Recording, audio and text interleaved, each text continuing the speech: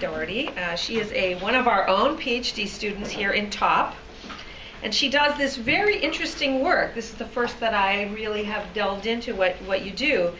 And it takes a spatial approach to understanding how, desegregation, segregation worked and how it played out. This is a really interesting analytic lens, so I'm really excited to hear about it. So today she'll be speaking about desegregation in a model city, school closure, and the abstract space of black school closing in Prince George's County, Maryland, 1968. So thank you very much. Thank you. Thank you all for coming. You've all contributed to this project in indirect and direct ways, so I've forced you to read drafts of things and to listen to presentations. So I'm excited to share this with you. And I'm actually sharing a chapter from my dissertation, so I'm going to situate it within my larger project and then talk about where this piece fits in.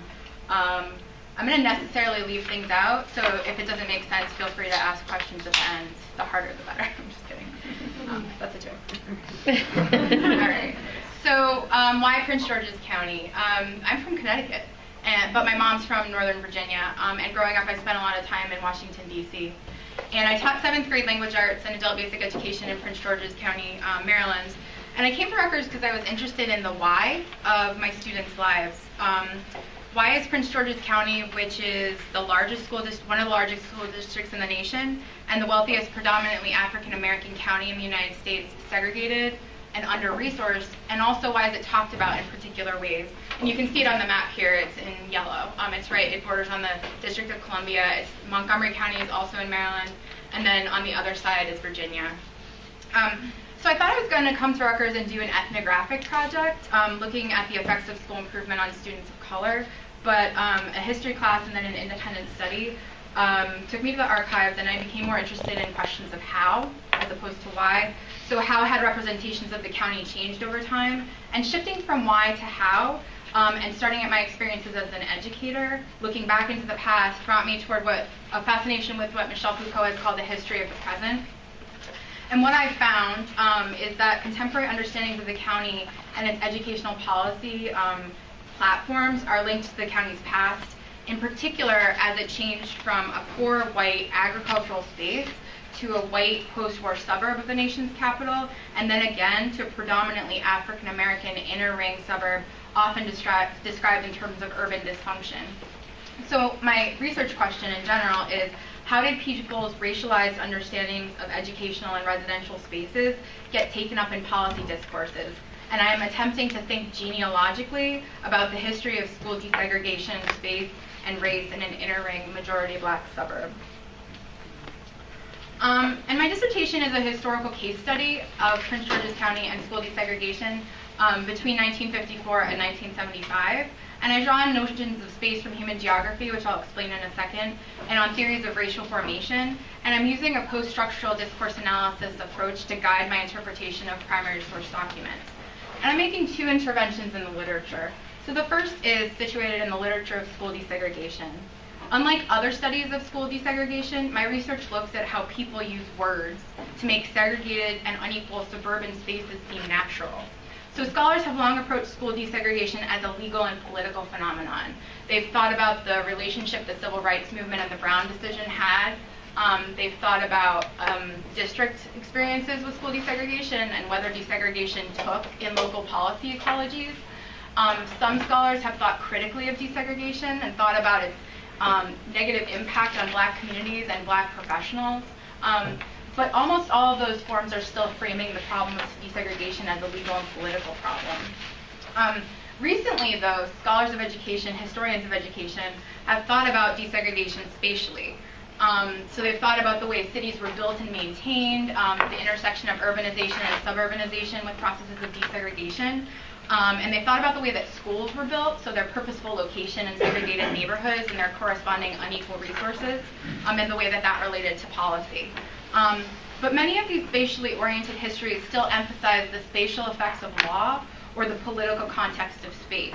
And I'm arguing that this engagement with space lays the groundwork for shifting the problem of desegregation away from a legal and political framing toward understanding it as a problem of representation and discourse, or power and knowledge. The second part of what I'm doing is I'm trying to critically rethink what suburban means and has meant. So the history of school desegregation can't really be understood without thinking about its relationship to suburbanization. But suburban studies, which first captivated scholars in the 1960s, largely explored middle class and elite white spaces, which made the assumption that suburban spaces were only white. However, suburban spaces are and are increasingly becoming heterogeneous in terms of race and class. For example, between 1960 and 2000, the number of African Americans living in the suburbs grew by 9 million, which paralleled the number of African Americans who had left the rural South and migrated north in the early 20th century. Such is the case with Prince George's County. Between 1960 and 1970, the black population in the county jumped from 8.68 to 13.85%, and today it's now the largest and most affluent majority black suburb in the United States. Black residents came in search of what Cashin has called the good life. They were animated by a belief that they would be able to escape neighborhoods of poverty and have access to quality black education and other suburban amenities. But Prince George's County Public Schools rank second worst in the state after Baltimore. Despite having many of the physical trappings of suburbia, cul-de-sac, single-family homes, Prince George's is more often compared to Baltimore City than to neighboring suburban Montgomery County.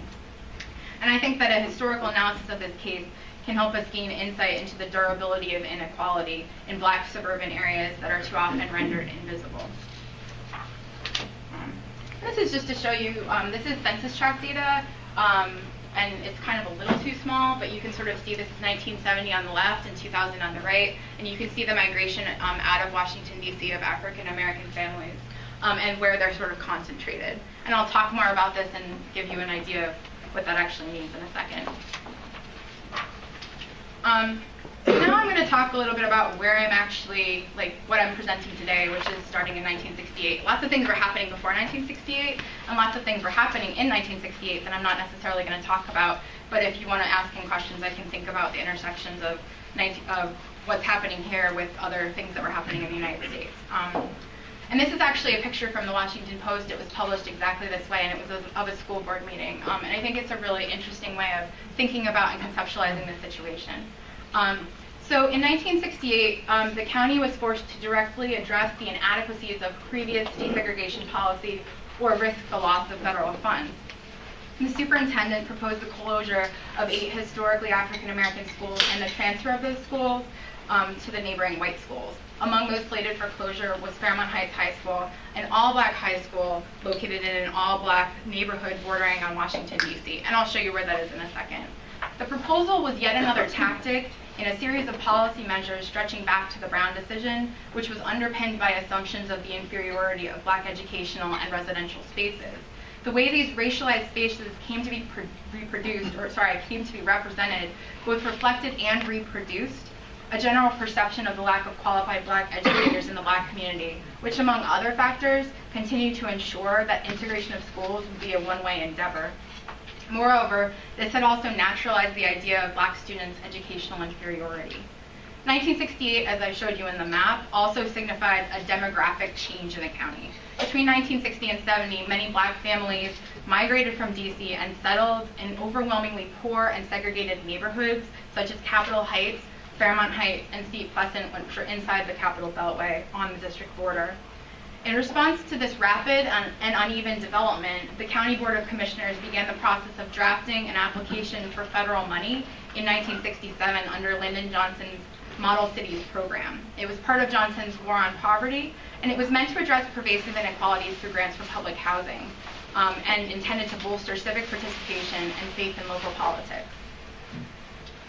And this is actually where Fairmont Heights, I'll talk about that in a second. Fairmont Heights, which was located in the area slated for urban renewal, was described in the grant application as a place where hanging with the gang is more valued by teenagers than academic success. But this wasn't the view that people who actually went to the school or taught at the school had of the school. So Todd Enzo, a planner at Fairmont Heights, who I interviewed 2 years ago, also reflected on the school. It was just an ordinary high school, no better, no worse. As the above quotes demonstrate, and they're borne out in other evidence, but I'm kind of taking this and showing you it, stakeholders laid claim to competing representations of the same educational and residential space. Oh, and this gives you an idea of where Fairmont Heights is relative to the district border. It's right there. These conflicting ways of understanding space and of using language allow us to puzzle through 2.5, I guess, interrelated questions. How did different spatial imaginaries relate to race?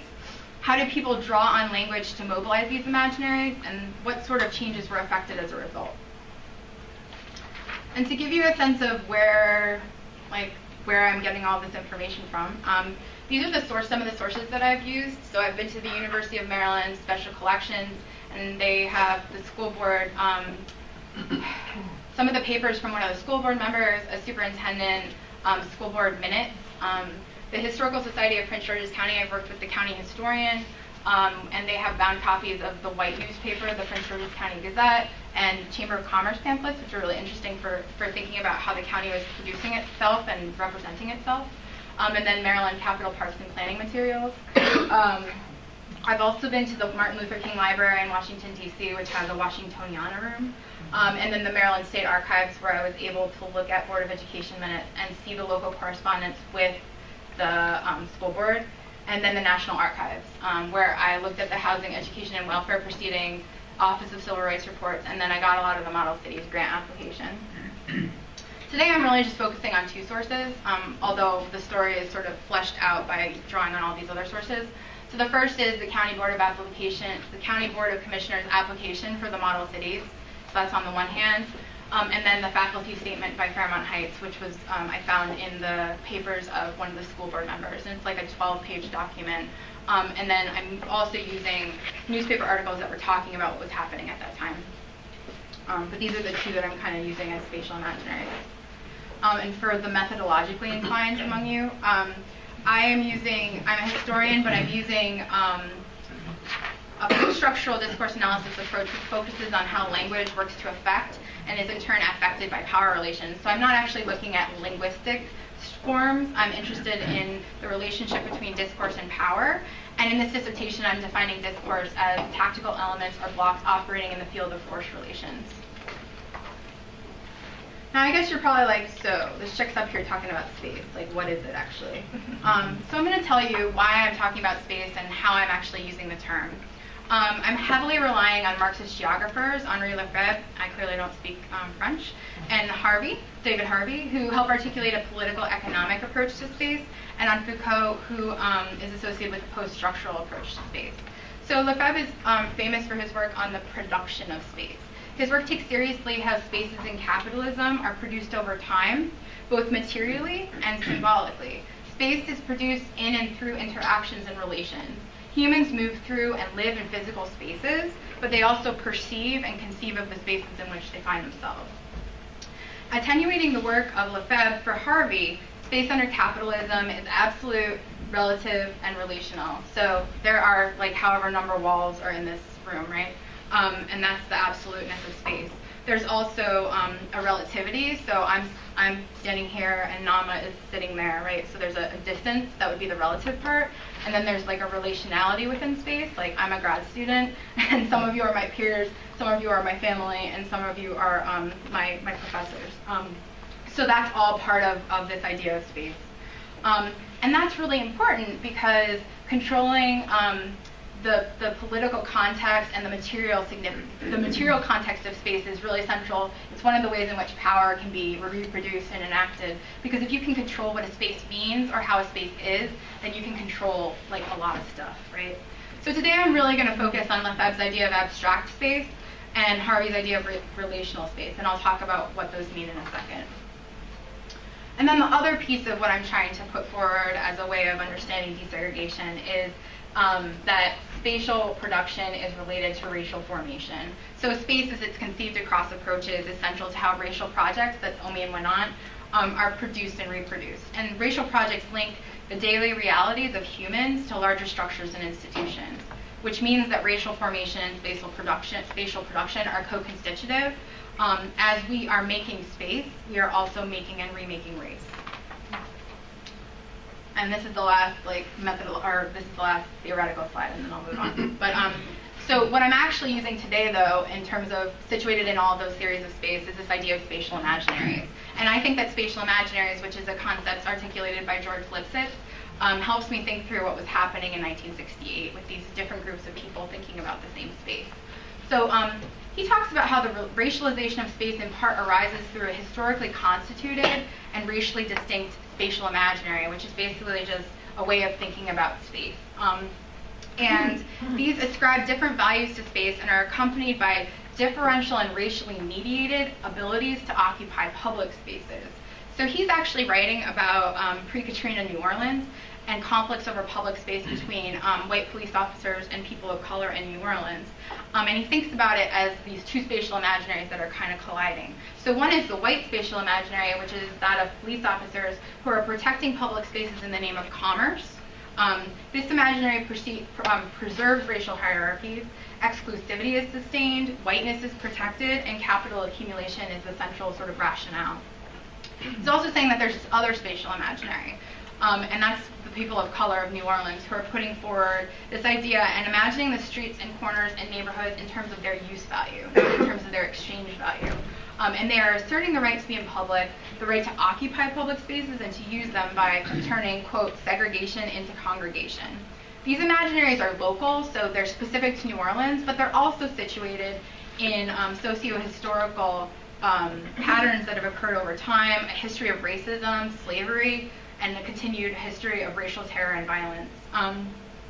And this conjuncture results in the racialization of space and the spatialization of race. The lived dimension of race has a spatial dimension, and the lived experience of space has a racial dimension. Kind of a tongue twister. All right. So this is my argument, and then I'm going to provide some evidence and an overview of suburbanization. In 1968, I'm arguing that from the confluence of urban renewal, desegregation policy, and public resistance to school closure, two competing spatial imaginaries emerged. And these two imaginaries deployed discourse in distinct ways. Mostly white policymakers, employing what I refer to as the official discourse, drew on and imagined space as abstract. So this is back to Lefebvre. So for Lefebvre, abstract space is a technique of power which is defined by its reductive capacity, its elusive transparency, and its use of violence. Think about maps, right? In order to govern and make societies legible, maps abstract experience into something that is portable and knowable, right? But they have to leave a lot out. And there's a violence inherent to this process of abstraction. So for planners and policymakers, discourse became a conduit for that violence, particularly in a form that Wilson refers to as discursive reduction. And this violence transformed areas in the county intended for urban renewal, such as Fairmont Heights, into a purely quantitative space that flattened human experience into a political economic logic. Now, community members, mostly black teachers, students, and parents of Fairmont Heights, imagined space differently. They drew on relational understandings of space, acknowledging Fairmont's relatedness to other spaces, processes, and histories. Community members mobilized a dialogical notion of language that recognized the fluidity of space and history and emphasized the conditions of Fairmont's construction as a segregated space. Dialogicality in this sense means that language is deprivileged and not authoritative, that it has relationships to other representations. And as they spoke out against school closure, their speeches, press releases, public statements, and quotes in newspapers indicated an attempt at texturing and recontextualizing their community through drawing on a number of written genres, including policy, county mission statements, speeches, and reports that would have been well known to the Board of Education.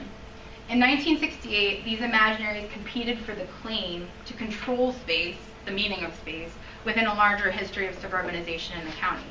And so I'm going to provide an overview of suburbanization in the county, and then provide examples of these two imaginaries. Okay.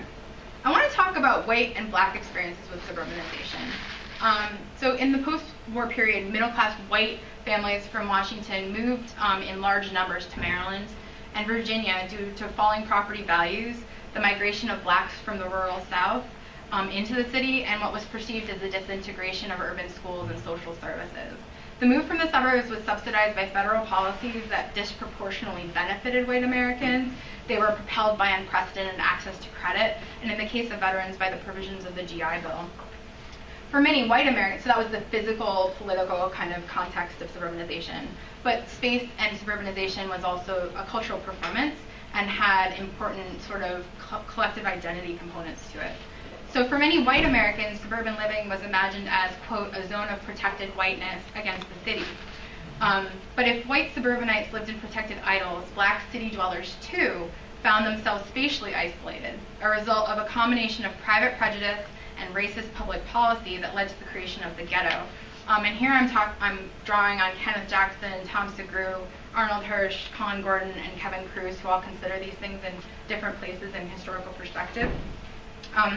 These laws that these authors sort of outline codified racism and structured black and white experiences with urban and suburban spaces. Many whites, though, projected black pathologies onto segregated communities and concluded that some conditions were, quote, characteristic of black families, not the result of housing segregation, end quote. Though explicit policy in tandem with private prejudice had relegated black Americans to segregated housing projects and had physically and symbolically produced those spaces as the slums they came to be imagined as. Additionally, this is Miss Agriculture and Miss Industry from 1959, just to give you a sense, right? This is from a Chamber of Commerce brochure. Okay. Additionally, the suburban home ownership of white Americans came to be naturalized over time through representations of racial identity and difference that associated the decline of the city with the race of the people who lived there, and by extension, the vitality of the suburbs with the absence of people of color. Told and retold, these discourses of home ownership circulated in the language of professional real estate associations, code of ethics, pamphlets of selected officials, city planners, mortgage lenders, and they were overwhelmingly present in popular discourse as well. And here I'm drawing on Clarissa Hayward's book on space and making of race in the United States, and Catherine McKittrick's work on disposability of urban areas. White places were linked to the possession of private property, and black places were read as slums. This racialization of space became the defining logic according to which urban spaces and black suburban spaces were read as disposable, as empty, as without. They were unhinged from the conditions of their production, and they were constructed as abstract spaces, as objects of policy predicated on their disposability. Right, and this is from 1968, so I'm going to move on. Okay. So this is, again, I wish it were a little larger, but this is the county between 1960 and 70, looking at the black population. So the story of black suburbanization in Prince George's County reflected larger national struggles for a black sense of place within a culture of white supremacy. Early black suburbs, which began in the 1940s, were generally unplanned and unregulated blue-collar communities built on cheap and nuisance-prone land. But despite a qualitative difference in the type of land that black families occupied relative to their white suburban counterparts, African American families shared similar values regarding home ownership, independence, the importance of family, and the desirability of open space. As blacks struggled to move out of the city and achieve suburban living patterns in greater numbers, their options were limited through both formal and informal mechanisms of discrimination. As what Weiss has called, quote, forbidden neighbors, they threatened whites who, alarmed by the possibility of losing their property value, projected fears onto them. The population of D.C. grew steadily throughout the late 19th century, and the proliferation of streetcars and railroad lines into Maryland from the district led to the creation of several black suburban enclaves. Fairmount Heights was among them. Incorporation in 1935 was a point of pride, and it allowed them access to the formal mechanisms of self-governance that had long been denied to them. When Fairmount Heights High School opened in 1950, as a combined junior-senior high school, it became one of two all-black high schools in the county whose students were bused from an area that was 486 square miles. So huge. And its construction represented the culmination of a long struggle for public education for African Americans. Prior to that, if a black student wanted to go to high school, they would have to go to another county to go to high school. So this is actually a closer up version of it. There. Okay. The 1960s and 70s actually brought about a national surge in black suburbanization. Frustrated black middle-class families chose to move out of their neighborhoods as conditions worsened in cities. and African American neighborhoods in many central cities had reached the city limits, spilling over into adjacent municipalities. These black suburbanites of the 60s and 70s often found themselves in older, inner-ring suburbs with lagging municipal services, failing schools, and a higher incidence of crime. By the late 60s, Prince George's was changing. A new black population was mostly concentrated in the parts of the county inside the Capital Beltway in segregated neighborhoods. Okay, so I'm really talking about right here. This is Washington, D.C., this is Prince George's County, but this is where I'm talking about. And to give you a sense of where Fairmont Heights High School is it's right here. And this is actually from the Washington Post. I was able to kind of put it on the census tract, so you can see that they drew the lines right around the black neighborhoods when they were coming up with their attendance areas.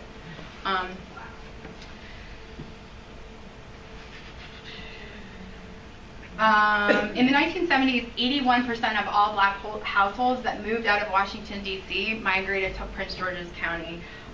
It must have seemed to many white Prince Georgians, in the words of Black Studies scholar Henry Conley, who talks about black suburbanization, that the ghetto has reached the county line and moved across it.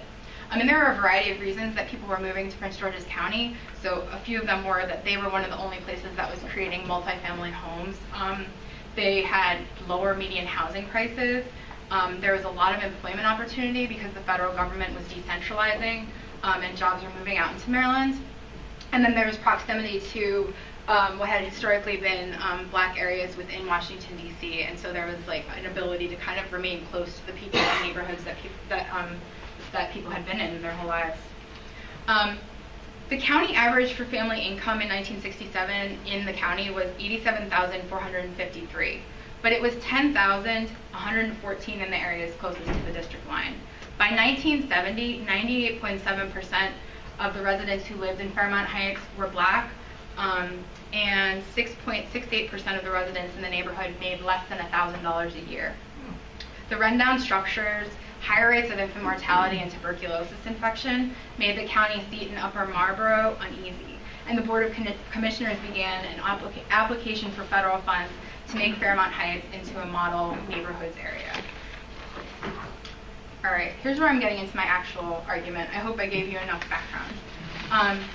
So the Model Cities Initiative required that urban areas engage in problem analysis to develop strategies that were, quote, appropriate for the local observed pathology. It was premised on imagining urban spaces as ready to explode. The drafters of the Model Cities grant application represented the model neighborhoods area in particular ways in order to be eligible for federal money. The storying of Fairmont Heights and the surrounding area relied on constructing that space as abstract, as a space that passed as an absence despite its having been painstakingly constructed. And the use value of this abstract space, in turn, was political. It equipped those in power with an ideological tool that functioned primarily through the manner in which it concealed, in plain sight, the conditions through which the space had come to be produced.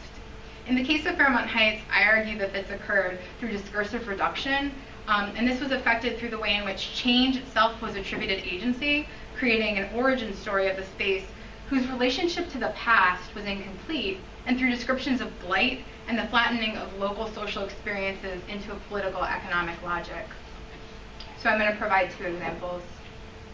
So drafters of the application, so the application has different sections. So one's like history, one's problem analysis, and then it goes through the different sort of things that the application required. And if you guys want to look at it, it's in the Rutgers Library. I know you're all really, So drafters, okay. But by seeing growth as the primary problem in this, the planners attributed agency to this growth. The community description was surprisingly free of people.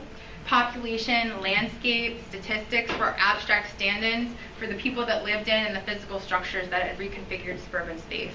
The use of population, in fact, rendered people both quantitatively measurable and abstractly governable, while statistics became a proxy for the variegated experiences of humans, the mechanism that turned individuals into a calculatable population. Moreover, the description assumed a universality within the population that erased how racial identity mediated subjective experiences within capitalist growth. While the relationship between social and physical space seemed to be highlighted in the use of the word landscape as a provocateur of personal, economic, civic, and governmental change, The word landscape relied on conceiving of space as primarily physical, which erased socio-spatial, not to mention historical experience, and diminished human agency. The work that this framing did was to silence social actors and to depersonalize and mystify how these neighborhoods themselves had come to be formed, as well as how these representations had come to have power. This is another example. They had to talk about like what is deficient about the neighborhood, so they indexed it in terms of physical and then like the people. So I want to talk about that framing. So discursive reduction was also at work in the language people used to describe the physical characteristics of the neighborhood and the characteristics of the people who lived in them. This occurred through the flattening of social experience and the ascendance of a political economic logic of value. So the physical characteristics on the left. In their description of Capitol Heights, drafters emphasized physical signifiers, a lack of care, inadequate yards, vacant lots which tend to serve as a junk collector. Throughout the descriptions of the census tracts included in the model neighborhoods area, the application used the following descriptors: junk, bad land use, blighting, vacant, derelict, obsolete, substandard, deficient, deterioration, abandoned, and inadequate. These physical characteristics were then elaborated as a cultural problem. Abstraction required envisioning the space and the people in it as unproductive. The spaces were defined according to their physical coordinates as related to major thoroughfares, and streets and avenues were merely seen as unused, poorly used, or unimproved. The people in them and the physical structures could be described using similar, if not identical, terms.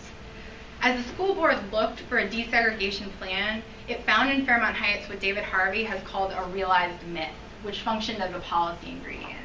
The production of Fairmont Heights as unequal and deficient, invoking the myth of Black pathology and representing Fairmont Heights as a blighted slum and the school by extension as substandard, allowed the county to pursue a desegregation policy through which it supposed closing the historically Black school would count as integration. I'm going to talk a little bit about the spatial members, the community members. Over 400 people attended a public meeting held in November of 1968, where the county debated school closure. After becoming aware of the plan to close Fairmont Heights, the faculty of the school drafted a statement, which they sent to the superintendent before the Board of Education meeting at which they planned to speak. The text produced by the group constructed both space and time and functioned as a mode of resistance. Through texturing and recontextualizing events and discourses that the board took for granted, the faculty offered up an alternative construction of the space not as abstract, but rather as fluid and relational, and pushed back against the school's proposed closure. So the statement offered an alternative interpretation, not like alternative facts, but an alternative interpretation of the board's motive in putting forward a plan, deprivileging official accounts of desegregation processes, as well as acting as a source of local historical memory. Faculty then textured the board's abstraction of local schooling spaces by situating these spaces within the contours of American law and positioning them as a local product of layers of social signification and racist policy.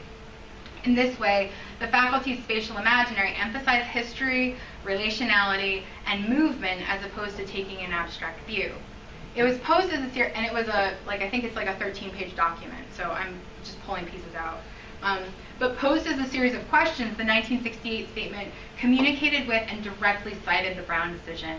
It cited the county's own educational philosophy, so it was aware that they could mess with the brand, right, of the school district. And it also cited the Kerner report. This dialogicality showed the spatial sense of the teachers. Their schooling space was understood by them to be local, but it was also understood that it had come to be produced, negotiated, and represented at a variety of time and space scales. Scales that came together to take on local meaning, but could only be understood relationally. Using Brown, the faculty quoted the decision, well known to the board. Then the faculty attempted to recontextualize the particulars of Fairmont Heights as a schooling space against the universals of an American system of undemocratic race relations. And this is my last example, and then I'll conclude. This is, they were comparing the Board of Education's philosophy to what they were seeing going on. So weaving in official discourses, the faculty recontextualized them by citing the county's own idea of change before redefining the concept for themselves. Change had been central to the county's post-war discourses of progress and growth, evidenced in the educational philosophy and in its framing of urban planning in the Model Cities program. For the county, changing conditions referred to changes wrought by suburbanization and population increase, which in turn put new material demands on the school district. They were things that came from outside, agentic in and of themselves, and they were something to be responded to through the implementation of new instructional plans, school construction, and the use of new technology. But for the faculty, change was human, and they redefined modernity and progress as having a moral center. Recontextualizing change and growth reconfigured the schools as a relational space, showing their dynamic position in relation to the shifting demands of history. Cool. So from I'm going to wrap it up in the sense of I'm going to tell you 1968 to 72 to 2000. Really quickly. But from 1968 on, Fairmont was central to the county's desegregation policy. In June of 1969, the superintendent hired a team from Harvard to restructure the school into an urban model school in the hopes of attracting white community members, so like a magnet school. And then the board would redraw attendance boundaries yet again. White families refused to send their children to Fairmont Heights even after the attendance areas were redrawn to include the nearby and historically white working class community of Cheverly. Fairmont, well under capacity, remained highly segregated. In turn, its dwindling enrollment and all-black student body provided perennial excuses and rationales for its closure. In 1972, again, the superintendent appointed a committee to study Fairmont, which recommended two options: its closure or its conversion into a performing arts high school. Again, the faculty spoke out, and again, the school remained tenuously open. It's still open today. A short view of a much longer story tells us important things about how language and space came to be resources for people engaged in social struggle during the era of school desegregation. As policymakers constructed black schooling in the county as an abstraction, faculty looked to the discursive realm as a forum for confrontation. They realized that how outsiders and technocrats thought about community spaces mattered, and that the rationales that underpinned these various representations had effects on policy decisions. As such, the faculty deployed space as a weapon and sought to texture the space with their own experiences. And in doing so, they exposed the construction of space in the hopes of decentering and denaturalizing well-worn narratives of blight and inferiority. Thank you.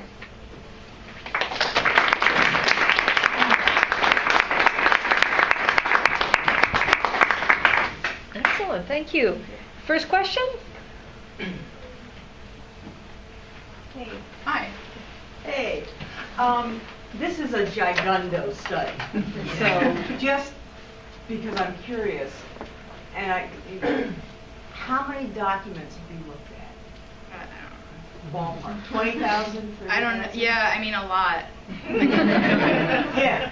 Yeah, like thousands. Yeah. I would say 20 to 30,000 easily. Yeah, because I've been doing this since my first semester. Yeah. I have a lot of, so I basically, I have a lot of pictures, digital images, and then I have all the annual reports. So yeah, a lot. Yeah. So for information management, is it all organized on your hard drive and then at your desk, or? Still figuring that out. I was going to talk about it with my advisor today. Everything backed up? Well, yeah, I do have everything backed up. So the way that I did it was when I went down, I took pictures with my phone or my iPad, and I put it in Evernote, which allows you to tag it, and then you can also do a search. It has like it allows you to search the documents for words, right? And then with some of the sources that I needed to know kind of more methodically, like I wrote a paper, we wrote a paper for media history where we were looking at the 1972 Washington Post, and so I created a spreadsheet of all of the articles in the Washington Post that mentioned busing that year, so that was more methodical. And then for the annual reports, I also did that same kind of piece, but for a lot of the other things, I just sort of created tables or memoed about it, or came up with like timelines. So I figured that the first thing I needed to figure out was like Ben told me was like, well, what actually happened, right? Right. So I did that, and then I kind of filled in the blank with my sources. But yeah, I'm still figuring it out, but I have them all. Yeah. I'm going next week to do more research, so. Thanks. Thank you. Next question? Yeah. Hey, thank you. This is fascinating. So, if you've got the quantitative analysis perspective, it comes from with a political perspective as well. Is there a way of enhancing a quantitative analysis that captures more of these relational dimensions that, or you know, basically how do policymakers, well-intentioned, sort of make their case for, you know, whatever they want to make? So it seems like there's kind of two questions. There's the quantitative question and then the policy question. So, and I don't know if this is going to answer your question, but we wrote an article about the Washington Post, and for that one I did a lot of counting. Like, it was actually coding and counting. So it was coding like topics and then counting and then saying there are this many, but it was for a media history sort of piece, so it was really different. In terms of like mapping the like relationality, I would really like to be able to map things like the routes that people took to school, the ways that people like utilize the space. I haven't figured out a way to really do that yet. So I don't know if that's going to be part of it, because I was thinking of doing oral history interviews, and it just didn't work out this time around. And so a lot of those questions were more like, how did you get to school? What spaces did you go through? And that would have been something that would have lent itself to a quantitative kind of piece, and maybe would have allowed for policymakers to see how the spaces were being used. Does that answer your question? No. Well, no, I mean, I don't know the answer. Oh, okay. I was thought you just knew the trying to answer. think about, you know, you've got this quantitative analysis being used to drive policy. Oh, yeah. Right? And so is it a matter that a quantitative analysis is inherently not going to be able to lead you to certain places, or is there a way of enhancing it so that you actually capture some of the dimensions that, you know, you capture in these other analyses?